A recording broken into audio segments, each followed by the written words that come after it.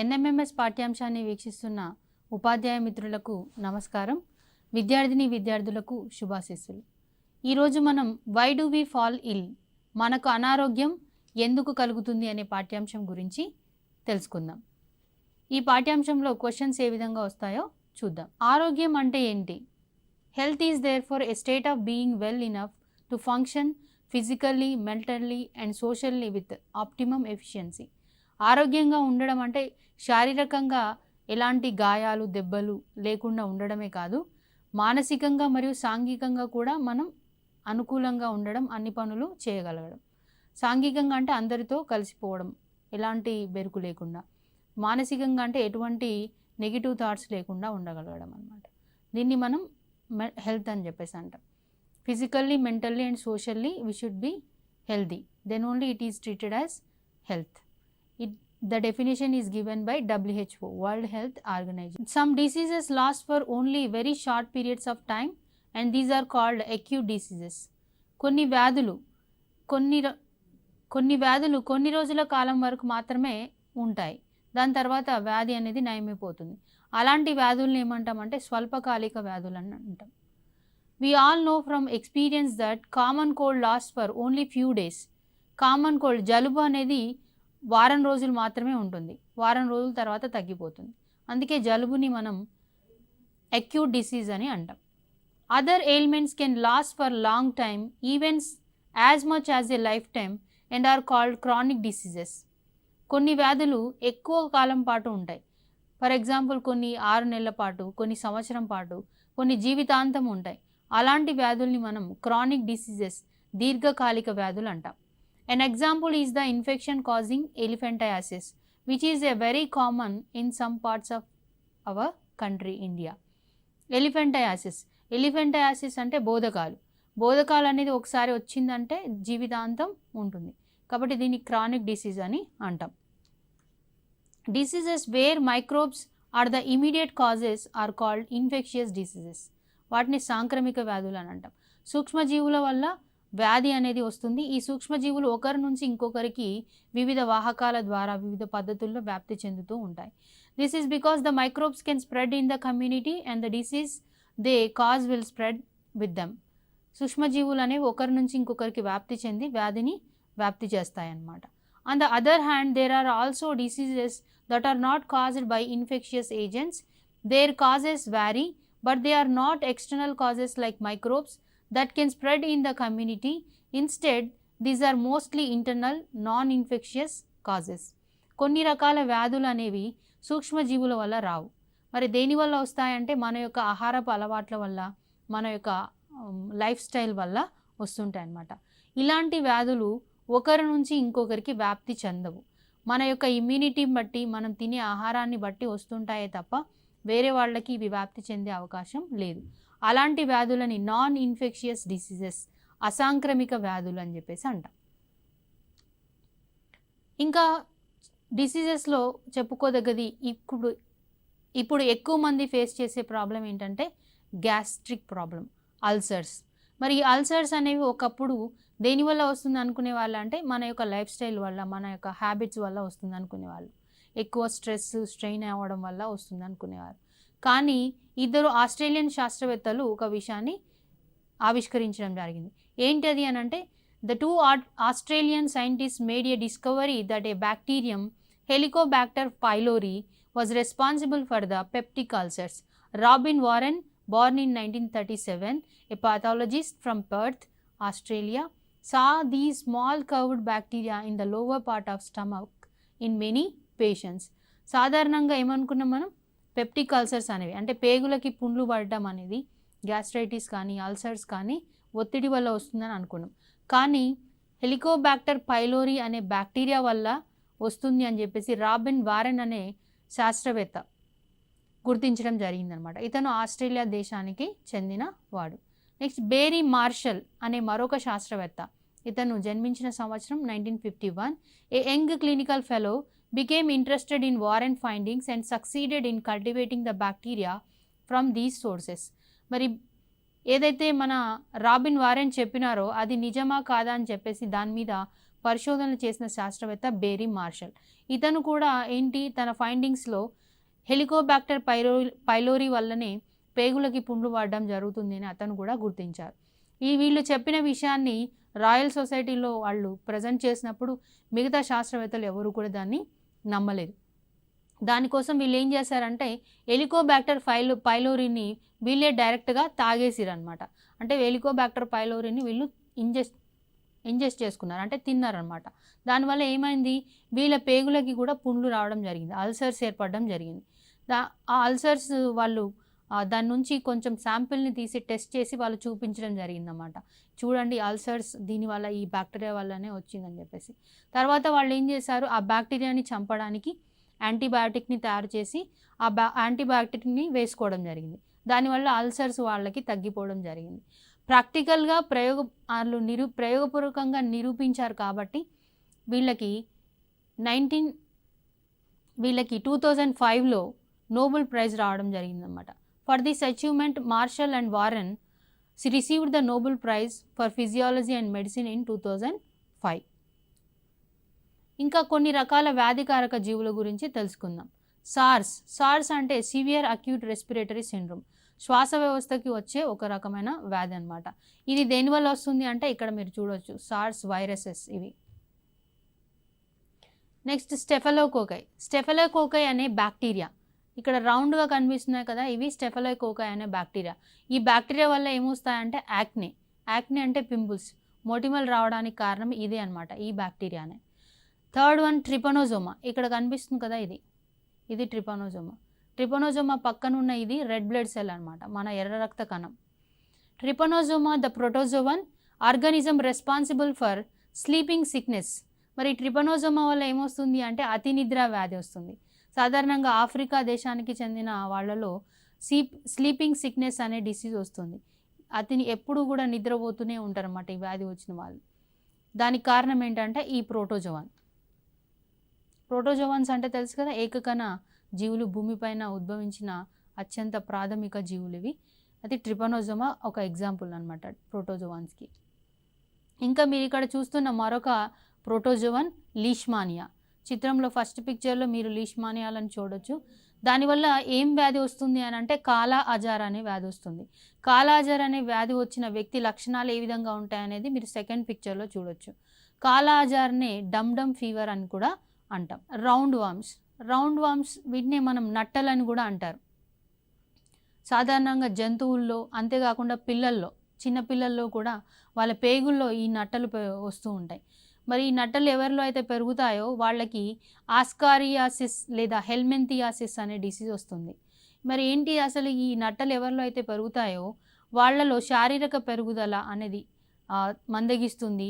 వీళ్ళు తీసుకునే పోషకాలన్నీ కూడా ఈ రౌండ్ వామ్సే వినియోగించుకుంటాయి. కాబట్టి పోషకాల లోపం కూడా వాళ్ళలో ఏర్పడుతుంది.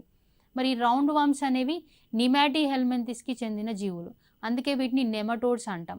రౌండ్ వామ్స్ యొక్క సైంటిఫిక్ నేమ్ ఏంటిదంటే ఆస్కారిస్ లుంబ్రికాయిడిస్. ఇంకా కొన్ని రకాల వ్యాధి కారకాలు, వాటి వల్ల వచ్చే వ్యాధుల్ని చూద్దాం. ఇక్కడ కామన్ కోల్డ్ అంటే సాధారణంగా వచ్చే జలుబు.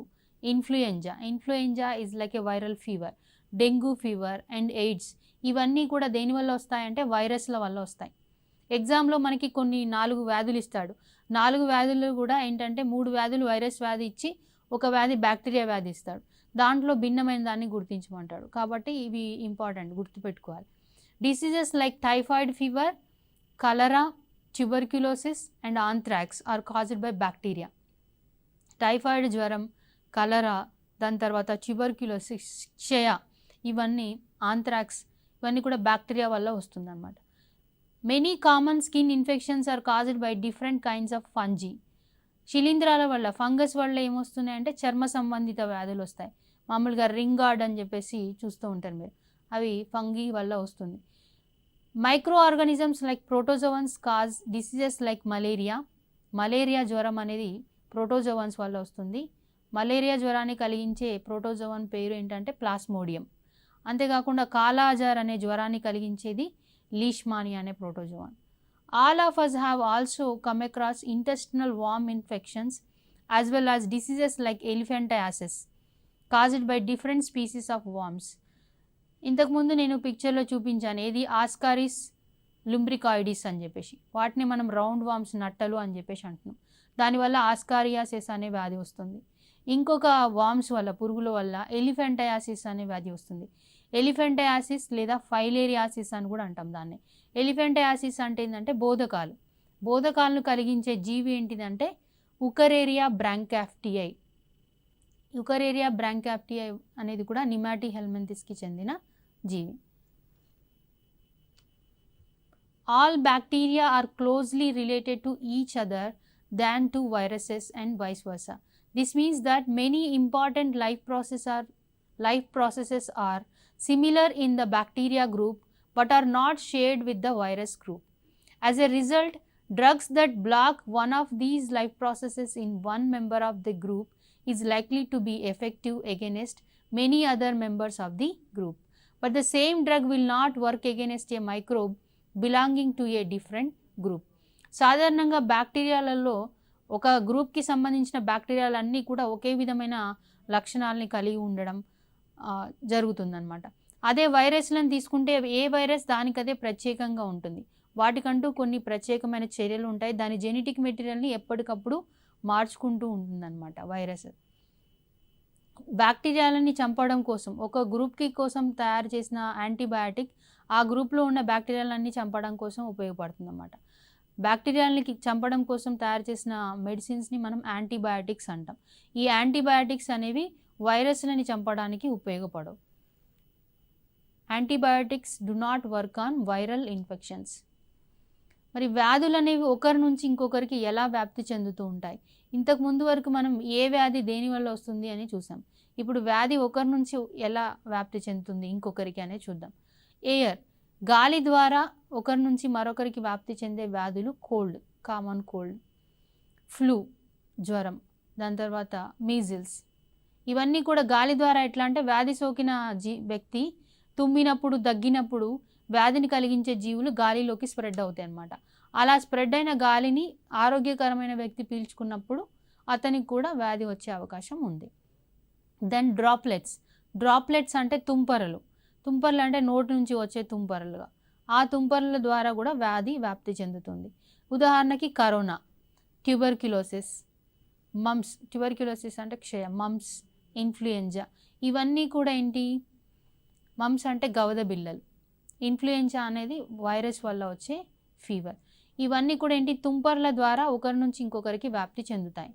సెక్సువల్ ట్రాన్స్మిషన్ ద్వారా సిఫిలిస్, ఎయిడ్స్, గనేరియా లాంటి వ్యాధులు ఒకరి నుంచి ఇంకొకరికి వ్యాప్తి చెందుతాయి. దాని తర్వాత వాటర్ ద్వారా, నీటి ద్వారా వ్యాప్తి చెందే వ్యాధులు కలరా అండ్ హెపటైటిస్ అంటే కామెర్లు, కలరా అంటే వామిటింగ్స్, మోషన్స్, ఫీవర్ ఇలా ఉంటుందన్నమాట కలరా. వెక్టార్స్, వాహకాల ద్వారా ఒకరి నుంచి ఇంకొకరికి వ్యాప్తి చెందేవి. Malaria, filarial disease, dengue, rabies. Malaria అనేది ఒకరి నుంచి ఇంకొకరికి ఫీమేల్ ఎనాఫిలిస్ మస్కిటో ద్వారా వ్యాప్తి చెందుతుంది. ఫైలేరియా అనేది ఒకరి నుంచి ఇంకొకరికి క్యూలెక్స్ అనే మస్కిటో ద్వారా వ్యాప్తి చెందుతుంది. డెంగ్యూ అనేది ఏడీస్ అనే మస్కిటో ద్వారా వ్యాప్తి చెందుతుంది. రేబీస్ అనేది డాగ్స్ ద్వారా, ఇంకా రొడెంట్స్ అంటే ఎలుకల ద్వారా ఒకరి నుంచి ఇంకొకరికి వ్యాప్తి చెందుతుంది. అంటే వ్యాధిని వ్యాప్తి చేయడానికి ఉపయోగపడే జీవులని వెక్టార్స్, వాహకాలు అని చెప్పేసి అంటాం. ఇక్కడ ఎక్కువగా మోస్ట్ ప్రామినెంట్ వాహకం ఏంటంటే దోమల ద్వారా చాలా ఎక్కువ రకాల వ్యాధులు ఒకరి నుంచి ఇంకొకరికి వ్యాప్తి చెందుతూ ఉంటాయి అన్నమాట.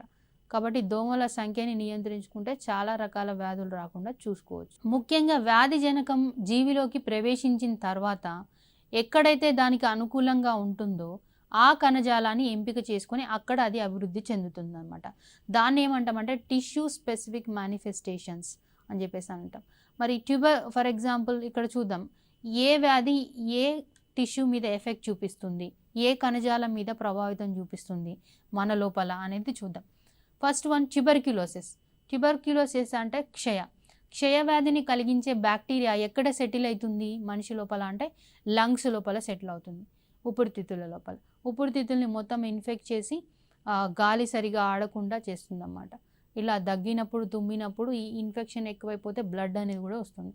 నెక్స్ట్ టైఫాయిడ్ జ్వరాన్ని కలిగించే బ్యాక్టీరియా ఎక్కడ నివసిస్తుందంటే మన గట్ లోపల నివసిస్తుంది. గట్ అంటే ఏంటంటే డైజెస్టివ్ ట్రాక్ అనమాట. జీర్ణ వ్యవస్థ లోపల నివసిస్తూ ఉంటుంది. అందుకే టైఫాయిడ్ జ్వరం వచ్చిన వాళ్ళకి కడుపు నొప్పి, విపరీతమైన కడుపు నొప్పి వస్తూ ఉంటుందన్నమాట. ఆకలి కూడా సరిగా ఉండదు వాళ్ళకి. తర్వాత జాండీస్ అనేది ఏంటి? కామెర్లు వచ్చిన వ్యక్తికి ఎక్కువగా ఎఫెక్ట్ అయ్యే పార్ట్ లివర్, కాలేయం. దాని తర్వాత హెచ్ఐవి అంటే హ్యూమన్ ఇమ్యూనో డెఫిషియన్సీ వైరస్. ఈ హెచ్ఐవి వైరస్ సోకిన వ్యక్తుల్లో బాడీలో ఏ పార్ట్ ఎఫెక్ట్ అవుతుంది అని అంటే lymph nodes all over the body. మన శరీరంలో ఉండే మొత్తము ఈ లింఫ్ నోడ్స్ అన్నీ కూడా ఎఫెక్ట్ అవుతాయి అన్నమాట. హెచ్ఐవి వల్ల ఏమవుతుంది అని అంటే మనం ఎయిడ్స్, హెచ్ఐవి అంటే ఏదో మాట్లాడుకోకూడని ఒక డిసీజ్ అనుకుంటాం, కానీ ఏంటి మన ఇమ్యూనిటీ సిస్టమ్ యొక్క ఇమ్యూనిటీ పవర్ని ఇది డిస్ట్రాయ్ చేస్తుంది. దానివల్ల మనకి ఏమవుతుంది? శరీరం అనేది వీక్ అయిపోతుంది. దానివల్ల గాలిలో, నీటిలో, నేలలో ఉండే రకరకాల సూక్ష్మజీవులు బాడీ మీద ఎఫెక్ట్ అవ్వడానికి అవకాశం ఉంటుందన్నమాట.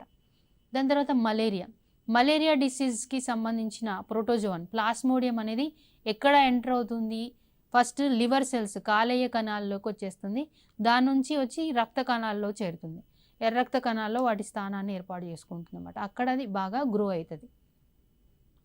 దాని తర్వాత జపనీస్ ఎన్సెఫలైటిస్కి సంబంధించిన వైరస్, మెదడు వాపు వ్యాధిని కలిగించే ఈ వైరస్ ఎక్కడ ఎఫెక్ట్ చేస్తుంది అంటే బ్రెయిన్ సెల్స్, మెదడులోని కణాల మీద ప్రభావం and active immunity system recruits many cells to the affected tissue to kill off the disease causing microbes. This recruitment process is called inflammation. As a part of this process, there are local effects such as swelling and pain and general effects such as fever. సాధారణంగా వ్యాధిని కలిగించే సూక్ష్మజీవి ఏదైనా మన శరీరంలోకి ప్రవేశించింది అనుకోండి, for example ఒక కణజాలం మీద అది ఎఫెక్ట్ చూపిస్తుంది అనుకోండి, ఇమీడియట్గా మన బాడీ ఏం చేస్తుంది? వెంటనే ఆ మైక్రో ఆర్గానిజమ్స్ని చంపడం కోసం డిఫెన్స్ని తయారు చేస్తుందంట, రక్షణ వ్యవస్థని. ఆ రక్షణ వ్యవస్థ ఏంటి అంటే యాంటీబాడీస్, ప్రతిరక్షకాలు. ఈ ప్రతిరక్షక కణాలు, ఈ సెల్స్ ఏం చేస్తాయి? వెళ్ళి ఆ సూక్ష్మజీవుల్ని చంపుతాయి అన్నమాట, వాటితో ఫైట్ చేస్తాయి. అలా ఫైట్ చేసే క్రమంలోనే ఏమవుతుందని అంటే అక్కడ కణాలు ఉబ్బడం కానీ, నొప్పి రావడం కానీ, పస్ ఫామ్ కావడం అంటే చీము పట్టడం కానీ, దాంతో జ్వరం రావడం కానీ జరుగుతూ ఉంటుంది అన్నమాట. అంటే మన శరీరం సూక్ష్మజీవులతో పోరాడినప్పుడు ఇలాంటి లక్షణాలు మనకి కనిపిస్తూ ఉంటాయి. ఇమ్యూనిటీ సిస్టమ్ ఎంత స్ట్రాంగ్ ఉంటే మన శరీరంలోకి ఎలాంటి మైక్రోబ్స్ వచ్చినా, సూక్ష్మజీవులు వచ్చినా వాటిని చంపి శరీరం నుంచి బయటకి పంపిస్తుంది అన్నమాట. మైక్రోబ్స్ సంఖ్య తక్కువ ఉంటే తొందరగా మనం మైక్రోబ్స్ని బాడీ ఇమ్యూనిటీ సిస్టమ్ డిస్ట్రాయ్ చేస్తుంది. నంబర్ ఆఫ్ మైక్రోబ్స్ ఎక్కువ వచ్చేసాయి అనుకోండి, అప్పుడు కొంచెం ఇమ్యూనిటీ సిస్టమ్ ఎక్కువ వర్క్ చేయాల్సి ఉంటుంది.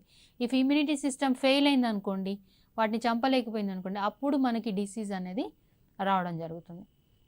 మెయిన్గా ఇమ్యూనిటీ సిస్టమ్ని డిస్ట్రాయ్ చేసేవి ఏంటంటే హెచ్ఐవి వైరసెస్ అనమాట, హ్యూమన్ ఇమ్యూనో డెఫిషియన్సీ వైరస్. అందుకే ఇమ్యూనో డెఫిషియన్సీ అని పేరు పెట్టారు ఇక్కడ, ఇమ్యూనిటీ సిస్టమ్ని డిస్ట్రాయ్ చేస్తుంది కాబట్టి. మరి వ్యాధులకి ఏం చేయాలి? మరి వ్యాధులు వస్తే సరైన ట్రీట్మెంట్ తీసుకోవాలి. ఏ వ్యాధులకి ఎలాంటి ట్రీట్మెంట్స్ ఉంటాయి? జనరల్గా యాంటీబయాటిక్స్ అన్నీ కూడా అన్ని డిసీజెస్కి పనిచేయవు, బ్యాక్టీరియాల వల్ల వచ్చే వ్యాధులకు మాత్రమే పనిచేస్తాయి.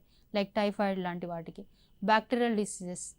యాంటీఫంగల్ మెడిసిన్స్ ఓన్లీ ఫంగల్ డిసీజెస్కి పనిచేస్తాయి, లైక్ రింగ్ గార్డ్ అలాంటి వాటికి. Medicines for protozoans diseases like antimalarial drugs. Protozoans అంటే మలేరియా వ్యాధిని కలిగించే ప్లాస్మోడియం, వాటికి యాంటీ మలేరియల్ డ్రగ్స్ పనిచేస్తాయి. లైక్ క్వినైన్ అనే మెడిసిన్ ఉంది, అది మలేరియా జ్వరానికి వాడుతూ ఉంటాం. One reason why making antiviral medicines is harder than making antibacterial medicines is that viruses have few biochemical mechanisms of their own. మనకి బ్యాక్టీరియాలని చంపడానికి సులువుగా యాంటీబయాటిక్స్ తయారు చేయడం అనేది సులువు, కానీ వైరస్లని చంపడానికి యాంటీవైరల్ మెడిసిన్స్ తయారు చేయడం అనేది కొంచెం కష్టంతో కూడుకున్న పని. ఎందుకంటే వైరస్లకి వాటికంటూ ఒక ప్రత్యేకమైన జీవ రసాయనిక చర్యలు అనేవి జరుగుతూ ఉంటాయి. అంతేకాకుండా వైరస్ అనేది తన బాడీ స్ట్రక్చర్ని, జెనెటికల్ జీనోమ్ని ఏం చేస్తుంటాయి, ఎప్పటికప్పుడు మాడిఫై చేసుకుంటాయి. సైంటిస్టులు వాళ్ళు ఒక ఫామ్ని అబ్జర్వ్ చేసి దానికి మెడిసిన్ కనుక్కునే లోపు మరొక ఫామ్లోకి చేంజ్ అవుతూ ఉంటుందన్నమాట. దానివల్ల యాంటీ వైరస్ వాటికి మెడిసిన్ని కనుక్కోవడం కొంచెం కష్టంగా ఉన్నది. ట్రీట్మెంట్. మరి వ్యాధి వచ్చిన తర్వాత ఇబ్బంది పడే కంటే వ్యాధి రాకుండా చూసుకోవడం అనేది చాలా మంచి వైజ్ డెసిషన్ అనమాట. దాన్ని ఏమంటాం మనం ప్రివెన్షన్ అంటాం, నివారణ చర్యలు. మరి ఎలాంటి చర్యలు తీసుకోవాలి? Airborne diseases can be controlled by using masks. మరి గాలి ద్వారా వ్యాప్తి చెందే వ్యాధుల్ని అరికట్టాలంటే మాస్కులు ధరించాలి. కరోనా టైంలో చాలామంది మాస్కులు పెట్టుకొని మేము ఇబ్బంది పడ్డామని అనుకుంటున్నారు, కానీ మాస్కుల ద్వారా చాలా వరకు ఈ రెస్పిరేటరీ ట్రాక్ డిసీజెస్ చాలా వరకు తగ్గిపోయినాయి అని సైంటిఫికల్గా రిపోర్ట్స్ చెప్తున్నాయి. Boiled water are safe drinking water. నీటిని మనం ఎప్పుడు కూడా ఏం చేయాలి? వేడి చేసుకొని చల్లార్చి తాగాలి.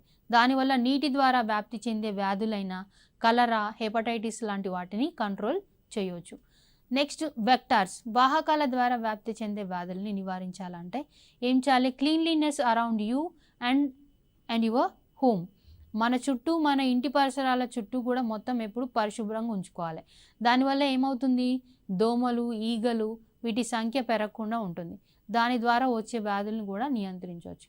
Next direct contact. డైరెక్ట్ అంటే ప్రత్యక్ష సంబంధం. వ్యాధి కలిగిన వ్యక్తితో ప్రత్యక్ష సంబంధం అనేది లేకుండా చూసుకోవాలన్నమాట. Maintaining distance with the persons who were infected. ఎవరైతే వ్యాధితో బాధపడుతున్నారో వాళ్ళకి సాధ్యమైనంత డిస్టెన్స్ అనేది మెయింటైన్ చేయాలి. దాని తర్వాత న్యూట్రిషియస్ ఫుడ్, మంచి పోషకాహారాన్ని తీసుకోవాలి. Personal cleanliness and environmental cleanliness, శారీరక పరిశుభ్రత పాటించాలి. దాని తర్వాత మన వాతావరణం, మన చుట్టుపక్కల పరిసరాలు కూడా పరిశుభ్రత పాటించాలి. చాలామంది కూడా స్టైల్గా గోర్లు ఇట్లా పెంచుకుంటూ ఉంటారు. ఏమవుతుంది? మామూలుగా వామ్స్ అన్నీ కూడా, ఇంతకుముందు మనం చెప్పిన వామ్స్ అన్నీ కూడా మనకు తెలియకుండానే మన చుట్టుపక్కల ఉండే మట్టిలో ఉంటాయి, వాటి యొక్క ఎగ్స్. ఈ గోళ్ళలో చేరిపోయి మనం తిన్నప్పుడు అన్నం ద్వారా ఇవి వెళ్ళిపోతూ ఉంటాయి అన్నమాట పిల్లలకి. అలా వామ్స్, నట్టలు అనేవి పిల్లల పేగుల్లో ఆ గుడ్లు హ్యాచ్ అవుట్ అయ్యి దాని నుంచి రౌండ్ వామ్స్ అనేవి డెవలప్ అవుతాయి. పర్సనల్ క్లీన్లీనెస్ అనేది కూడా చాలా ఇంపార్టెంట్. మరొకటి వ్యాక్సిన్స్ అనేవి పిల్లలు పుట్టిన దగ్గర నుంచి టైమ్లీ వాళ్ళకి 1 monthలో ఏమేమి వ్యాక్సిన్స్ వేయించాలి, 6 months అప్పుడు ఏమి వేయించాలి, అట్లా టైమ్లీ మంత్ వైజ్గా, కొన్ని ఇయర్స్ వైజ్గా వ్యాక్సిన్స్ ఉన్నాయి. వాటన్నిటిని వేయిస్తే భవిష్యత్తులో ఆ వ్యాధులు రాకుండా పిల్లలు కాపాడబడతారనమాట. ఇవన్నీ ప్రివెంటివ్ మెజర్స్. మరి వ్యాక్సిన్ గురించి చెప్పుకున్నాం. వ్యాక్సిన్ అంటే ఏంటి? అసలు మొట్టమొదటిగా వ్యాక్సిన్ ఎవరు కనుక్కున్నారు అంటే, first vaccine is invented by the scientist Edward Jenner. మరి ఎడ్వర్డ్ జెన్నర్ ఏ వ్యాధికి మొట్టమొదటిగా వ్యాక్సిన్ని తయారు చేశారంటే స్మాల్ పాక్స్ అంటే మసూచి. ఒకప్పుడు మసూచి అనే ఈ జ్వరం వచ్చి చాలామంది ప్రజలు చనిపోయేవారంట. మరి ఆ ప్రజలందరినీ కాపాడిన వ్యక్తి మన ఎడ్వర్డ్ జెన్నర్. ఇతను ఏ విధంగా తయారు చేశాడు మరి మసూచికి వ్యాక్సిన్ని అంటే, కౌపాక్స్ అనే డిసీజ్కి కారణమైన ఒక వ్యక్తి నుంచి తీసుకోవడం జరిగింది అనమాట. ఎడ్వర్డ్ జెన్నర్ మరి వ్యాక్సిన్ని మొదటగా ఎట్లా తయారు చేశారు అంటే, కౌపాక్స్ని తను ఒక ఇన్స్పిరేషన్గా తీసుకొని వ్యాక్సిన్ రూపొందించడం జరిగింది. ఎలాగంటే తన ఇంటికి, తన పరిసరాల్లో ఉన్న వ్యక్తులందరూ కూడా స్మాల్ పాక్స్ బారిన పడ్డారు. అందరికీ స్మాల్ పాక్స్ వ్యాధి వచ్చింది. కానీ తనకి పాలు పోసే వ్యక్తికి మాత్రం, మిల్క్ మ్యాన్కి మాత్రం స్మాల్ పాక్స్ అనే వ్యాధి రాలేదు. ఎందుకు అతనికి స్మాల్ పాక్స్ వ్యాధి రాలేదని అతని మీద పరిశోధనలు చేయడం జరిగింది. పరిశోధనలు చేస్తే అతని రక్తంలో ఆల్రెడీ ఏమున్నాయంటే యాంటీబాడీస్ ఉన్నాయి. ఈ యాంటీబాడీస్ ఏం చేస్తున్నాయంటే ఈ వైరస్ని తట్టుకునేటట్టుగా చేస్తున్నాయి అన్నమాట. ఈ కౌపాక్స్ ఎందుకు అనేసానంటే, ఇతను ఎప్పుడు గేదెల మధ్య, ఆవుల మధ్య గడుపుతున్నాడు.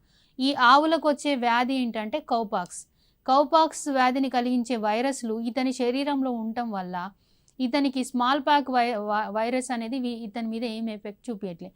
ఎప్పుడైతే కౌపాక్స్ వైరస్లు ఇతని శరీరంలోకి ప్రవేశించినాయో అతని శరీరం యాంటీబాడీస్ని ప్రొడ్యూస్ చేసి ఆ కౌపాక్స్ వైరస్లని చంపేసింది. కౌపాక్స్ వైరస్లు అతని మీద అంతగా ఎఫెక్ట్ చూపించలేదు, కానీ అలా తయారైన యాంటీబాడీస్ అతని బాడీలో ఉండిపోయి స్మాల్ పాక్స్ వైరస్ ప్రవేశించిన వెంటనే వాటిని చంపేసి అతనికి డిసీజ్ రాకుండా కాపాడబడిందన్నమాట. అంటే అతని బాడీలో యాంటీబాడీస్ అనేవి రెడీ అయి ఉన్నాయి, ప్రతి రక్షకాలు అనేవి రెడీ అయి ఉన్నాయి. అట్లా అతని శరీరం నుంచి తీసుకున్న యాంటీబాడీస్ నుంచి ఇంజెక్షన్ని తయారు చేసి స్మాల్ పాక్స్ వచ్చిన వ్యక్తికి ఇవ్వడం జరిగిందనమాట. ఎడ్వర్డ్ జెన్నర్ ఒక 9 సంవత్సరాల పిల్లవాడికి స్మాల్ పాక్స్ డిసీజ్ అతను క్యూర్ చేయడం జరిగింది.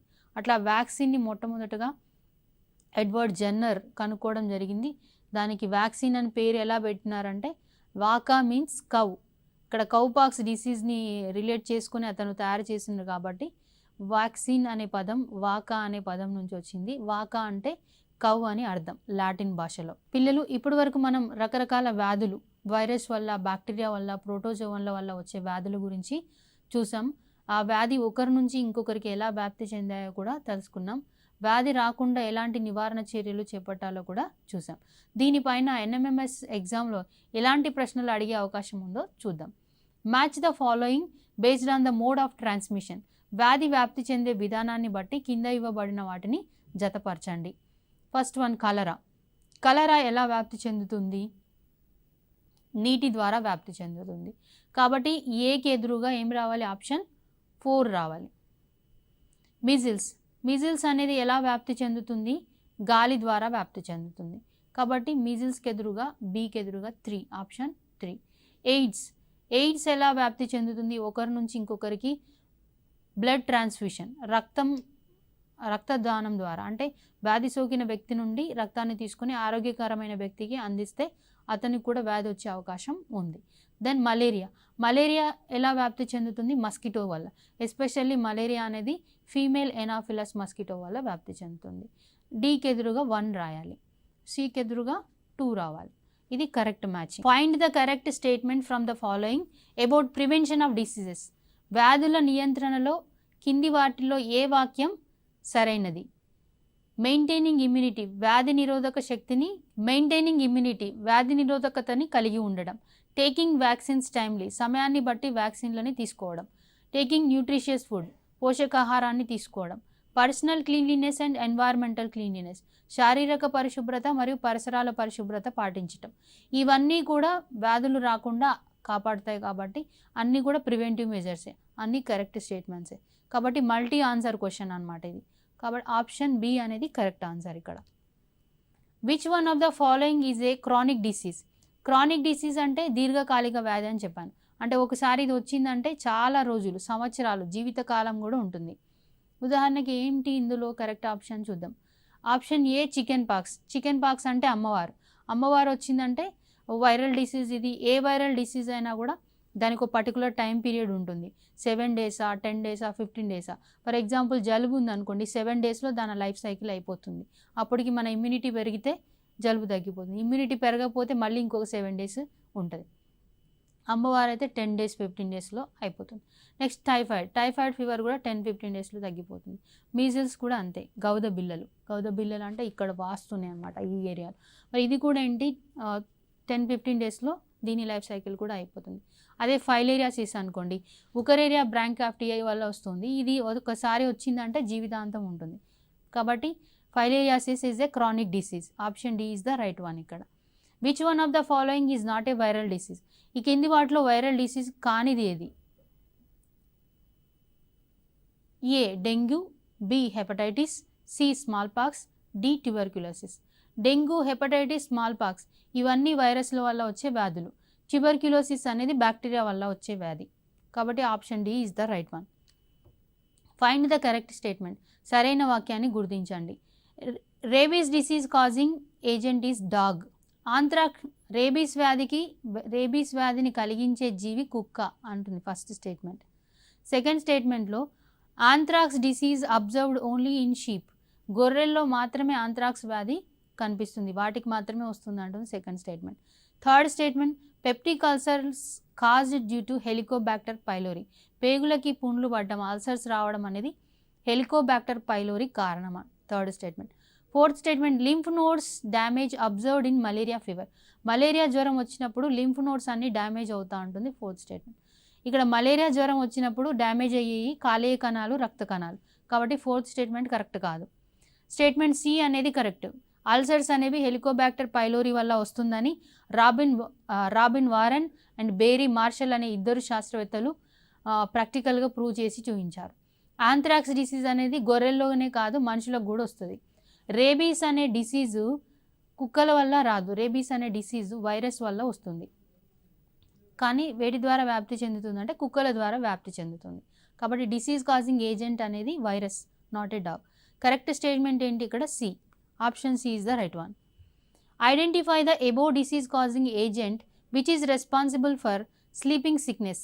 మరి అతి నిద్ర వ్యాధికి కారణమైన వ్యాధి జనకం పైన చిత్రంలో ఉన్నది, దాని పేరేంటో గుర్తించండి. A Leishmania, B Plasmodium, C Staphylococci, D Trypanosoma. Trypanosoma అనేది స్లీపింగ్ సిక్నెస్కి కారణం, కాబట్టి ఆప్షన్ డి అనేది correct. Which one of the following is not a infectious disease. కింది వాటిలో సాంక్రమిక వ్యాధి కానిదేంటి, అంటే ఒకరి నుంచి ఇంకొకరికి వ్యాప్తి చెందని వ్యాధి ఏంటి? A tuberculosis, B corona, C blood pressure, D AIDS. Tuberculosis, corona, AIDS ఈ మూడు కూడా ఒకరి నుంచి ఇంకొకరికి వ్యాప్తి చెందుతాయి. గాలి ద్వారానో లేదా వాహకాల ద్వారానో, నీటి ద్వారానో, ప్రత్యక్ష సంబంధాల ద్వారానో, సెక్సువల్ ట్రాన్స్మిషన్ ద్వారానో జరుగుతాయి. కానీ బ్లడ్ ప్రెషర్ మాత్రం మనిషి యొక్క ఆహారపు అలవాట్లు, అతని యొక్క జీవన విధానం వల్ల వస్తుంది. ఇది ఒకరి నుంచి ఇంకొకరికి వ్యాప్తి చెందదు. కాబట్టి కరెక్ట్ ఆప్షన్ ఏంటి? సి. పిల్లలు ఇప్పటి వరకు మనం ఎన్ఎంఎంఎస్ ఎగ్జామ్లో వై డు వి ఫాల్ ఇల్ అనే పాఠ్యాంశంలో ఎలాంటి ప్రశ్నలు అడుగుతారో గమనించాం. ఇటువంటి ప్రశ్నలు మీరు కూడా ఈ పాఠ్యాంశం నుంచి కొన్ని తయారు చేసి వాటిని ప్రాక్టీస్ చేయండి. అలా చేయడం ద్వారా ఎన్ఎంఎంఎస్ ఎగ్జామ్లో ఈ లెసన్ నుంచి ఎలాంటి క్వశ్చన్ అడిగినా కూడా మీరు ఆన్సర్ చేయడానికి సిద్ధంగా ఉంటారు. పిల్లలు మరొక అంశంతో మళ్ళీ కలుద్దాం. అప్పటి వరకు సెలవు.